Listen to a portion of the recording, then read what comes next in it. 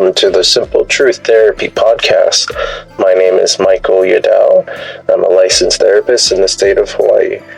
Now, today's episode, I am talking with a good friend of mine. Her name is Dr. Xenia Ewing.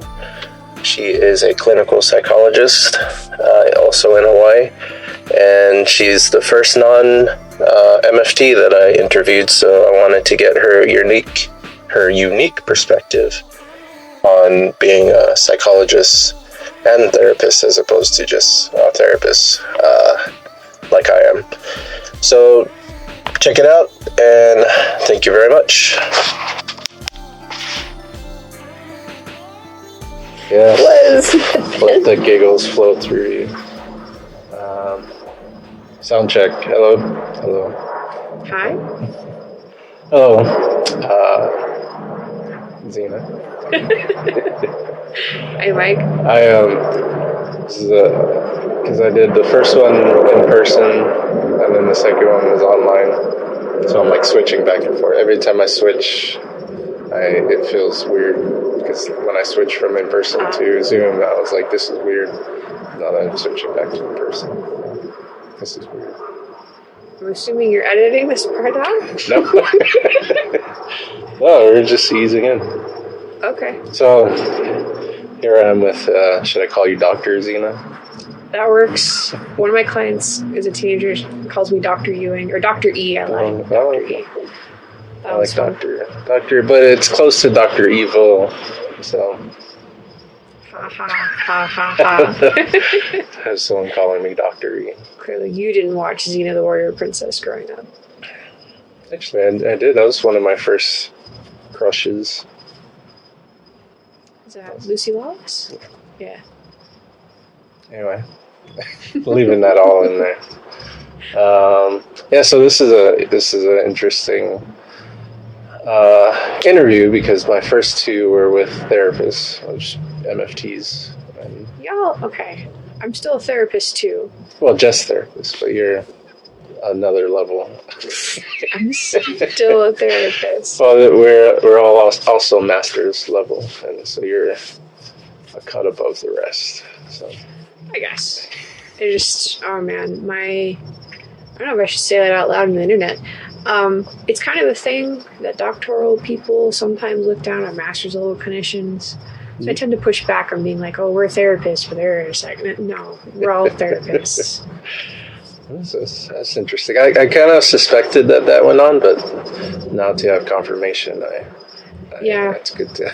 It's ridiculous, but yeah. Anyway. but yeah, starting with that starting point of being I wanted to get your insight or your experience on the psychology side. The clinical, I don't know what a good differential is there. Well, yeah, clinical psychologist, right? Yeah. And all of the people I know are marriage and family therapists, so. Yeah, it's still technically clinical side. Because you're doing research. Our stuff? Yeah, well, because we're clinicians, right? Yeah. Well, I'm curious about your, I guess, your experience since graduation as being a clinical psychologist. Well, unfortunately, the first thing that you start thinking about, maybe after you finish your dissertation, is the EPPP, which is Examination for Proficiency and Professionalism in Psychologists. Okay. EPPP. Mm-hmm. It's our licensure test. That sucker is 225 multiple choice questions long, and you get 4 hours to do it. It is terrible. Yeah. So, in the program I went to, they send you a copy of all the study materials for the test when you graduate. So that's really nice. But you have to decide if you want to start studying right away or wait, because there's computer program parts that expire after so many months. Mm-hmm. But it's such a thing. It's kind of a trend that you have to take it twice. So basically you start studying as hard as you can, while also starting your postdoctoral year, which is just your postgraduate year supervised before you can get licensed in Hawaii. Some states have different rules on that, but that's how it is here. You have to do a year supervised practice and pass the test. and then you can get licensed. What's kind of dumb is by statute in Hawaii, you have to finish postdoc and then you can apply to take the EPPP. However, for like $100, you can say you're going to get a license in Kentucky, and they'll be like, "Cool, here you can take the EPPP because it's the same test across the country and in Canada." And then you can take the test early. So I studied and did my postdoc, and I went back to one of my practicum sites. Mm-hmm. So it's mostly assessments, mostly for learning disabilities. It's like what is it? Nope, can't remember. Like autism, ADHD, learning disabilities, stuff like that. Something with... Yeah, neurodevelopmental. There we go. That's what I was trying to say. Neurodevelopmental disorders. Yeah. So that's a lot of fun. So I bring my cockatiel with me. So kids sometimes don't want to answer your questions, right? Mm-hmm. And you're like, but we're going to be here for 2 hours, so please be my friend and answer things. So sometimes you have to be like, oh, Zephyr really wants to know the answer. Can you tell Zephyr the answer? And meanwhile, Zephyr's like, I don't care about this child. Get me away from this child. I didn't know you bring him, right? Her. I didn't know you bring her to care, work. Though, you know. Sure. Yeah, I used to bring her to work when I was going to that place, which is a little bit dicey because it was also cat charity at the time. Oh, yeah. So there was a few cats running around. You brought her to the enemy stronghold. My office door always stayed closed. And she had a travel cage that she could be in. So. Yeah, so the time after graduation to when you take that EPPP is 1 year, or yeah, in the state of Hawaii. I mean, anywhere you are, you have to have like so many hours between like 1,800 and 2,000, depending on jurisdiction, of supervised within a year, so within 12 months. Which comes out to like 40 hours a week, something like that. But you get like 4 weeks off. But yeah. So I know it's less than LMFT, right? You guys have to do 2 years practice? We do 2 years, yeah. 2 years. We have to, I don't remember the amount of supervised hours and supervision. And then you have to take the test. I forgot how many questions, but I think it was also 4 hours, if I wasn't mistaken. But yeah, that was a killer test too. And it's like a lot of it is stuff like it's not really relevant to everyday practice. It's just I don't know. Like you have to know like every theoretical orientation, I guess would be called, and like you in practice you'll use like, or at least I will use like 3 or 4. So I don't know how it is for you. Yeah, I also use an integrative approach. So also usually about 3, but I tend to lean more towards the other 2, and in certain situations I bring out the existential psychotherapy. But yeah, my helicopters are. It's helicopter o'clock, man. I guess. Just pick the perfect time. Sorry. Anyway. I'm sure it's not any more than a regular day, but since I'm trying to record, it seems like it's like extra. I mean, they don't always do this every time. That's true. Well, maybe it isn't. We just don't notice because we're doing other stuff. No, the helicopters are loud, and I kind of wish they wouldn't. So that's true. I tend to notice them. Yeah, they fly like right over there. So yeah, they do.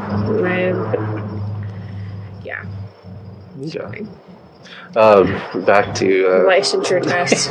Yeah, so ours has some 7. I don't even remember. So there's 7 or 9 different content areas, and some of those content areas aren't really going to apply to your practice. Like industrial organizational psychology, so like workplace psychology, isn't super relevant when you're working with kids. You know? Sure. But you still have to answer so much of the questions, right?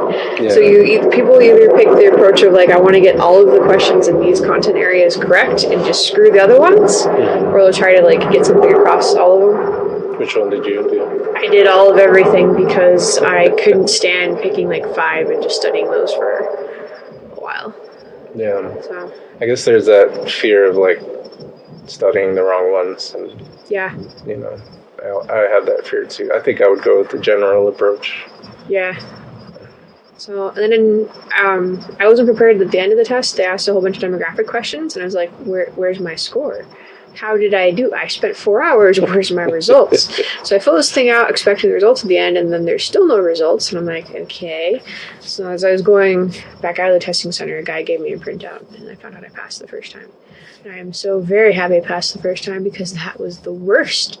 It was the worst experience. I almost took the whole 4 hours, and it was just awful. Well, no more tests in your future. Nope. Outside of like the continuing education, like, did you actually pay attention to this talk questions? Okay. I would like to know, I don't know if you see it like as your job is like if you separate the psychologist and the therapist part. If you do, then is there one that you like more than the other? I guess the only real parts I have is that there's testing and there's therapy. I find both of those satisfying, but the way we have testing set up currently, it is a huge money pit. And if you don't do it right, it's very easy to be in the red constantly. I'm not about that. Plus, I did a lot of assessment while I was a postdoc and then waiting between leaving and passing my test. I did so much testing. I was like, I'm okay. This was enough. Plus, right now I'm 100% telehealth. And there are like some tests that you can deliver over telehealth. We get to get training in that, and again, there's more equipment and computer programs and things you got to buy, and I'm not about it right now. So. I never heard that before. I didn't know that testing could not be as profitable. Yeah. So just because I think I know this off the top of my head, the ADIR, I don't remember if there's a 2 or not in there. Autism diagnostic interview, which is a like systematic approach to the diagnostic interview that like tells you concrete has objective measures, and there's like the narrative part. So it's really in-depth, lovely thing. I think for 4 protocols it's $150 for 4 paper protocols. Okay. Is that for 4 people? Yeah, so it'd be 4 administrations. So how much would you get per test, like reimbursed? Depends on the insurance. So it's usually you get however many hours, and then if you take more than that, too bad for you. And then most report writing tends to not actually fit in the amount of time they give you for report writing. So unless you get like a really good template and you get things down solid, you're going to lose money writing, and you're going to lose money scoring, and you're going to lose money on administration. And then also just the amount of things you have to buy and maintain and keep buying more of can make it really slim margins if you're not clever. And I haven't figured out how to be clever with just spending I have currently. I need an accountant for that. Yeah, I guess that's there's not really like not like a tutor, but like someone to help you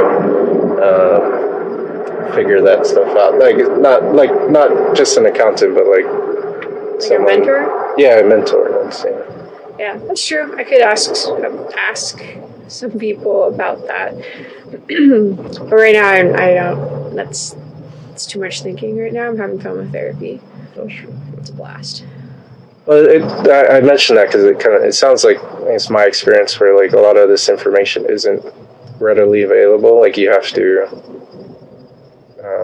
seek it out, and it's like really hard to find. Yeah. Even when you do, so that's what that reminded me of. Yeah. Could have taken a class on running a private practice in graduate school. Oh yeah. Today's a words day, apparently. Got a little, family has dyslexia real bad. And sometimes words don't work. I hear you. We had a professionalization group, I think it was called. Oh, yeah, pro group. And I think that's what it was supposed to be for us, but it was not useful. I don't remember anything. Yeah, so for a couple of years there, I had someone who was also using, pro group is just professionalism development in general. But then also he did talk some about running a private practice because that's what we were interested in. Mm-hmm. But he also then just straight up led a class on private practice, and I never took it. And then he switched careers and stopped teaching. So then I never had a chance to take it. Are you planning on doing private practice in your future? I am doing private practice. Oh yeah. So you mean solo practice? Yeah, I don't know about solo practice. I like being part of a group. It solves a lot, like a lot of support. Automatically, a group of people to consult with. Yeah. So it's pretty well curated group too. Yeah, I guess if you find a group that you're like satisfied with and who support you, there's probably no beating that. I mean, yeah. Even being solo is like so lonely. I can imagine. So. Yeah, well, it's really easy to like get stuck on things and not be able to twist the problem around to see it from a different angle. Yeah. Especially with clients, right, and their stories. Sometimes it's nice to be like, hey, what do you think about this? Mm-hmm. Yeah. Wondering what my cat was doing. That like being able to bounce ideas off colleagues is super helpful. And like after leaving my supervision group, which I still attend occasionally when I can, but it's like that's like cutting the umbilical cord and like you lose all that support. And I guess we have to take it on ourselves to form consultation groups. Pretty much, yeah. Which I've actually done with one friend. Which reminds me I need to touch base with her about this month's one. Let's do that tomorrow. How long you guys been meeting? I think this will be our third one this year. Okay. We usually just kind of sporadically hang out because we're friends, but she's out on Windward side. Okay. So now I've finally realized that like with technology we could like consult via Hangouts or Zoom or something. So. Mm-hmm. Mm-hmm. Yeah. So my colleague, cohort, fellow peer. Actually the one I interviewed the last episode.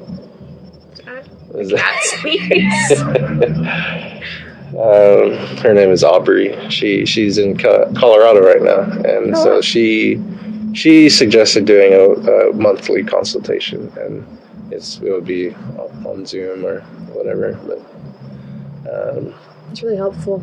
Yeah, that's there's a big resistance or pushback, I think, in our field towards like technology, like telehealth and all this. But I think there's some definite benefits. For sure. I mean, there's a lot of people who can't necessarily just come into an office easily, whether or not they're differently abled. So it's really nice to just be available. Like, I'm not going to fly out to Maui or have people fly in from Kauai just for one day to see me. That's not really equitable. Sure. So being telehealth, I can see people on Oahu and then on other islands easily, all on the same day. Yeah, very true. Are you gonna stay 100% telehealth for? I'm thinking about it. Not gonna open an office or anything. I don't know. I might be open to renting with someone, but I don't know. Being healthless is nice, and just roll out of bed, put on a nice shirt, and you're at work. You're good. That is nice. Yeah. Okay. Plus, I can have Zephyr in sessions, right? Because when people are afraid of birds, Yeah. she'll just show up and be like, "Hey," and then go away again. She's actually really funny. So, it used to be whenever the camera turned on, because I was going to join a call, she'd be like, "Oh, I have to leave. This is unacceptable." But we somehow reached a point where, even with the preview playing, that's fine. But it's when I connect to the call and the other person comes on that she's like, "Oh, I can't be perceived." And she just will climb down my shirt and then hide under my desk on my lap. She's shy with new folks. I don't know, because I've been seeing some of these people for months, and she'd be like, no. Interesting. Yeah, but sometimes she doesn't care, and she'll just go to sleep on my shoulder and yell at me every time I move my arms around, because I'm a bit expressive that way. Okay. I wish my cat was like that. She jumps all over my shoulders. I think she knows that I'm not going to move because I'm in a session. So she's like, oh, he's free to attack now. So she just starts climbing all over me because, I don't want to like throw my cat off in the middle of a session. So I mostly just take it, and I think she knows that. Same with Whitney when she's on her work calls. Damn cat. But yeah, it's good to get that his perspective because my first interview was with my supervisor. She turns 90 next week. Wow! Congratulations to her. Yeah, she really doesn't like the telehealth and the Zoom and I mean, it's definitely different, and it's a little bit trickier to kind of judge reactions to things because sometimes there's a lag, right? Oh yeah. And so then, but also it's like we kind of have this different way of behaving when we're on camera, and also there's like a ton of body cues you're not seeing, right? Because you're really just getting shoulders up. Yeah. So it's like, how are you actually? So you just gotta ask more, like, what are you experiencing? Yeah. What's coming up for you right now? Yeah, I agree with that. To me, the biggest difference is like, because I work a lot with younger kids and doing telehealth, like I can't, it's pretty much just adults for me. Like I do telehealth with kids, they're like all tabbing me to play Roblox or something. And they're just like, it's hard to compete with the entirety of the information in the universe. It's true. That is the internet. Very true. Yeah. I don't know how people work with like preteens and younger because I don't know how to hold their attention. Yeah. I've just straight up had teenagers hang up on me too. No. So that's always fun. It's like, okay, let me call mom, find out what happened. That's why I end up a lot of times just playing some games with them, and to the point where like a lot of the parents are like, "Is this guy really doing work, or is he just playing games with them?" I kind of hate when I get. I don't know if you've ever gotten that. Yeah. Like come on, I'm a professional here. I'm just doing my job, but. Yeah, that's when you bring out the old, like, sometimes it's easier to talk about things when we're distracted. Yeah. That's a good response. Yeah. Either that or related to, like, more acceptable adult versions of doing that. Like, how when, someone's going to give you bad news and you start cleaning your kitchen or, like, No. Right? Just organizing things, something like that. No.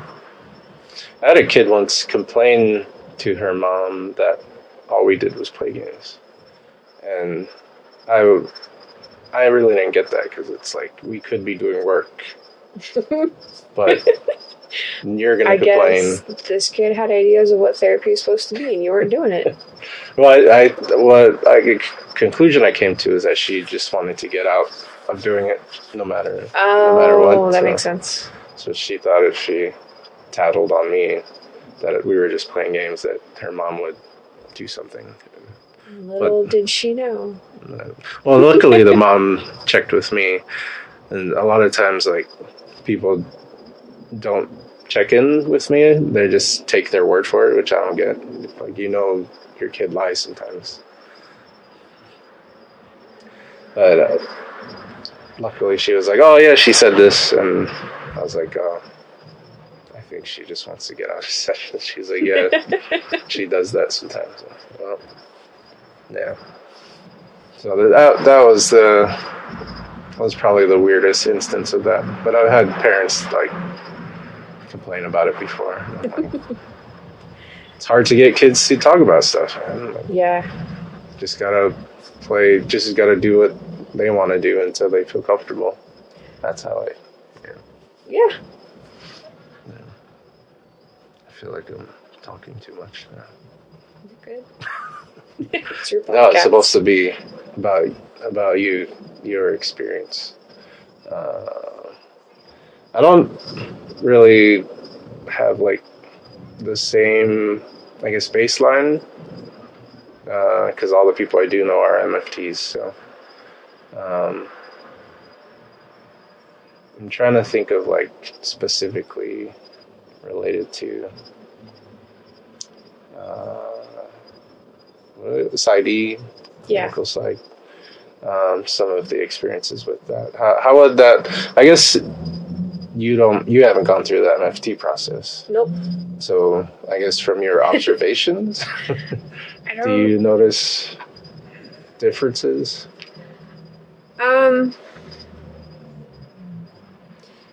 Yeah, but I don't know how to explain them. Other than that, typically I encounter LMFTs who are more systems based in thinking about people. No, yeah. And I almost said I wasn't raised that way. I wasn't trained that way necessarily. I didn't take any family systems class. Yeah. So, like, I understand the idea of, like, there being different roles and things, but I don't have a formalized framework to work with to explain how a system with the client is functioning. Okay. So you're more, like, specific to the client. Like yeah, so it's more individualistic. Yeah. Okay. Interesting. How does that affect your therapy approach? I feel like I don't know what the other way would be enough to have a real good answer on that.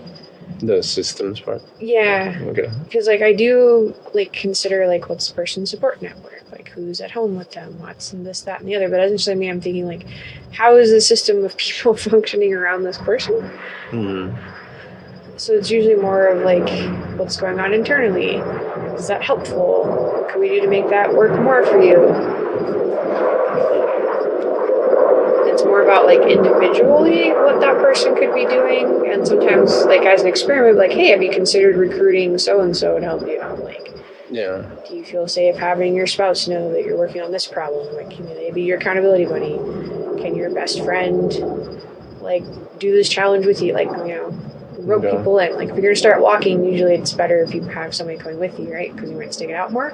Mm-hmm. So, like, okay, so who in your life do you want to do that with? Or do you want to, like, join a hiking group or something?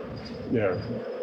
It seems like a more pragmatic approach. Like, I feel like a lot of the family, because we do a lot of family history stuff, and, like, it's not really actionable. Like, it's more insight based. Like, oh, that's where that came from. And then, but, like, you can't really change how you're raised or how your parents were. You could just take that information and there's more steps to that when, like, the pragmatic approach is more, like, straight to the point, I guess. I guess. I don't know. It's hard because sometimes knowing all of those things is helpful because it helps people, like, contextualize what they're doing and why they're doing it. And sometimes having it snap into place, you're like, oh, okay, this actually isn't helpful anymore. It kind of worked back then, but this would be better, and then you kind of let it go. So some people really like having the why, so that can be super helpful. Some people come in already knowing the why, and they want to know what to do next. And some people don't care about the why. Yeah. So it depends who's in front of you. That makes sense. Plus, having more context around someone changes how you're going to present some ideas. Because, like, if someone's from a landlocked place with no lakes or anything, or no seas, I'm not going to ask them about anchoring. Like, do you ever anchor yourself? And they're like, I've never seen a boat. What's an anchor? Right? Sure. So we talk more about grounding and, like, you know, things of that. But I don't always collect it depending on who I've got in front of me to, like, the same extent all the time. Because it may or may not be relevant to the story they're telling me at the time, and I'll find things out later. I just had a random question. Do you have a favorite intervention? Probably having people name or make up what their anxiety looks like. So, as an example, I could tell people that my anxiety is a penguin. He's got a little safety vest on, one of those security guard hats, and a big megaphone. And when he panics, he runs around like crazy, just walking into his megaphone. Yeah. Do you have them describe it to you like that? Or just like, this is an example. Like, I just have this penguin, and then I even have a drawing of the dumb penguin. It's like, so I have an anxiety penguin. And it thinks things are all sea lions sometimes, or leopard seals. But they're not, you know? Like, some things actually are a killer whale. Some things are just a fish. So, I like that for a couple of reasons. First is, like, pulling that feeling of anxiety out of them and putting it out into the world. So yeah. Fancy term is externalizing. I like helping people externalize parts of themselves. Yeah. Because it's no longer that I am the anxiety, it's that I have anxiety and it's information and I can do something with or not, depending on how it's shown up. Nicely done. Thank you. Thank you. What do you call it? That intervention. Yeah. Just externalizing. And you could do that with any feelings, so... Yeah. So, and also sometimes it's just nice to, like, name your, I don't know, self-loathing Steve. And it's like, okay, hi, Steve, thanks. Yeah, you're real helpful, Steve, you know? Like, it helps you just kind of disconnect from it, to unhook. Interesting. Yeah. That's pretty cool. I learned something there. Yeah.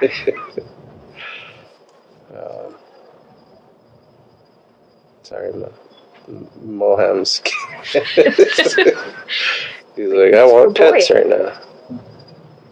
He used to come and lay on my. I used to, when he would come to the bed, I would lay on my stomach and he would climb on my back and just. Aww. He doesn't do that anymore. I'm sad.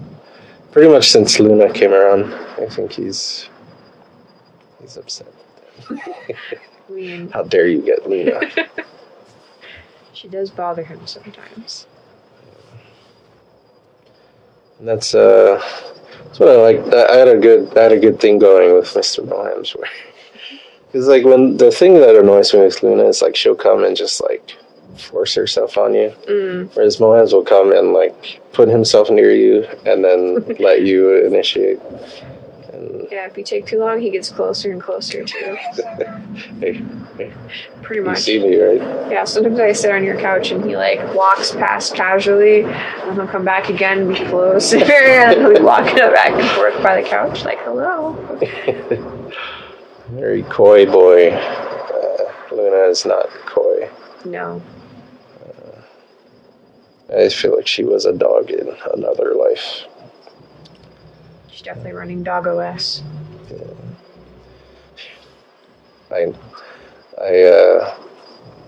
I just, it took me a second to get it.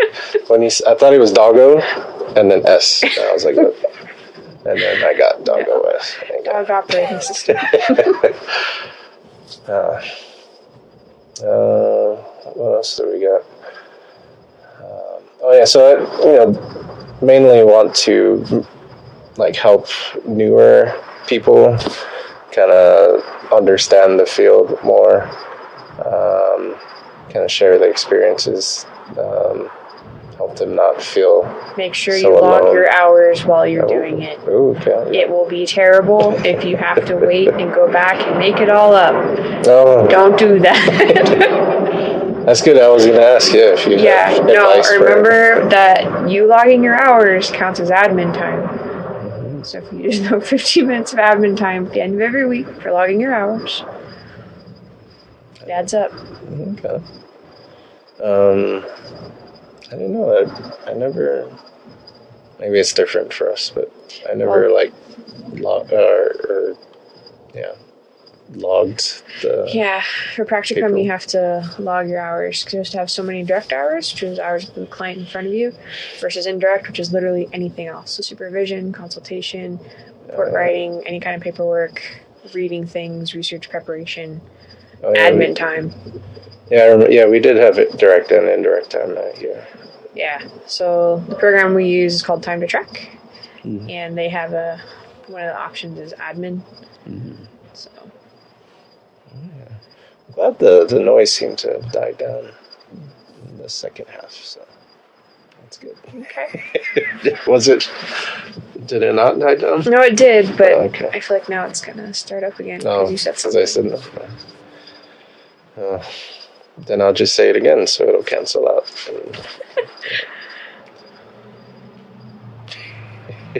It's fun. It's great. Even when he's like happy, he has this grumpy look on his face all the time.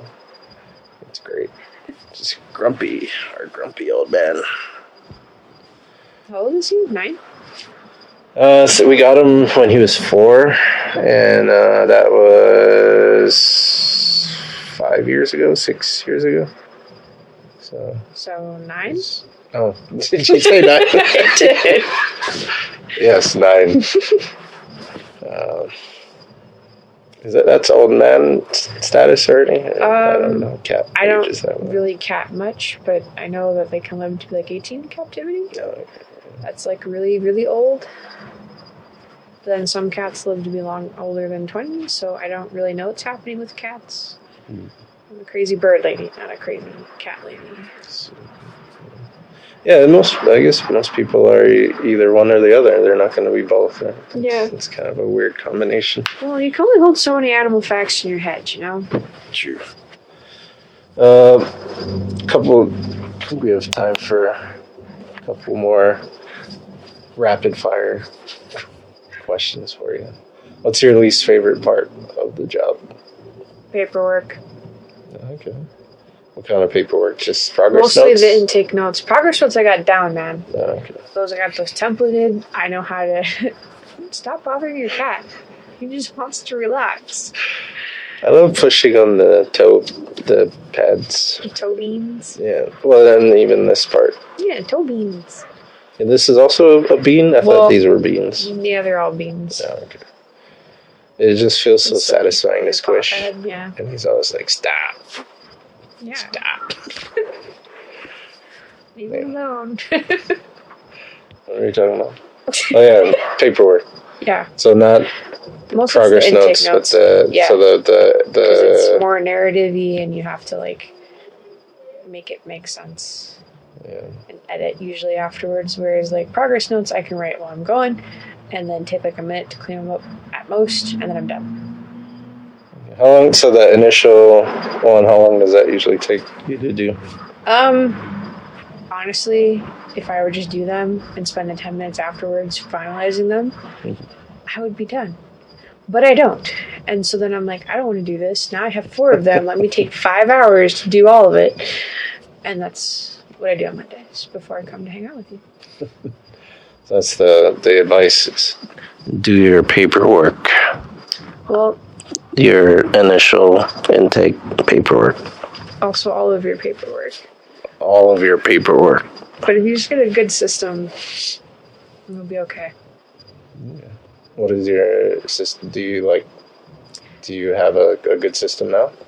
I do for my therapy notes, but not for my progress notes. Yeah. Or not for my I do it for my progress notes, but not for my intake notes. Wow, that was hard. Okay. So that's my current. And like a personal system or like a. Well, like I have just my way of approaching, because the way you guide the conversation, you can do that in a way that gets usually most of the time the stuff kind of in order.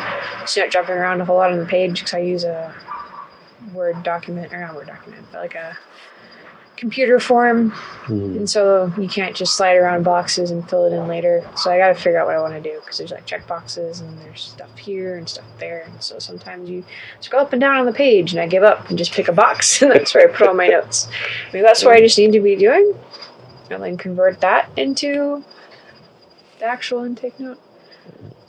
So it's a work in progress for you. Yeah, but the progress notes I got down. I can get those done all in the same day. I tried one. Apparently, you could put them into Chat GPT. That's terrifying. Write me progress notes. And it'll tell you, I am a robot, and so I can't ethically do that. But here's an example of what one might look like. Yeah, it wasn't a good progress note. I couldn't use it, but I just wanted to test it out. So what did you do? Like throw in like random fake notes? No, I just said like write me progress. Yeah, I was like, write me a progress note on a session where we talked about anxiety, something like that. Okay.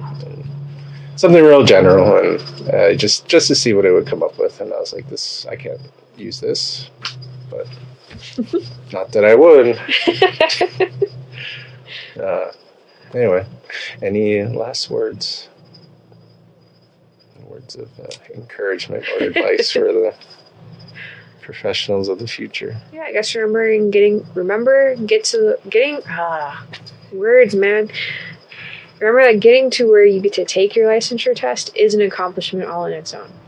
getting to take the classes you're in is an accomplishment all on its own. So it's not just the end post that is an accomplishment, it's all of the things along the way.